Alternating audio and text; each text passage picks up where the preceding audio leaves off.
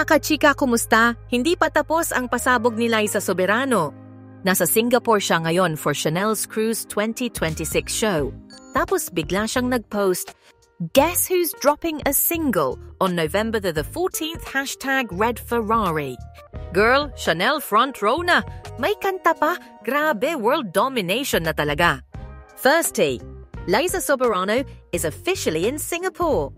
Nag-post pa siya sa IG, back in one of my favorite cities for an extra special moment with @ChanelOfficial. Meaning mga bes, invited siya for the Chanel Cruise 2026 fashion show.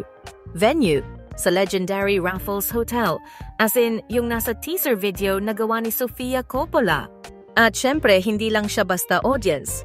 Front row sis. Katabi ng mga bigating personalidad, fashion icons, at posibleng Hollywood celebs.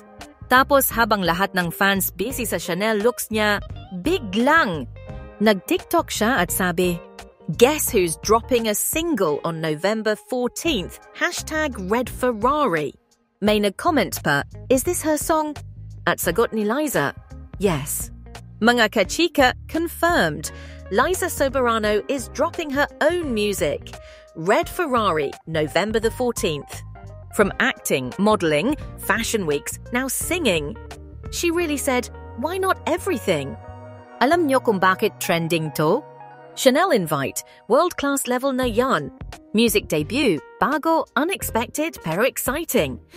Plus timing niya, nasa front row ng Chanel, tapos nag-announce na may single, marketing queen. Sabi nga ng fans, this is Liza's global era. Period.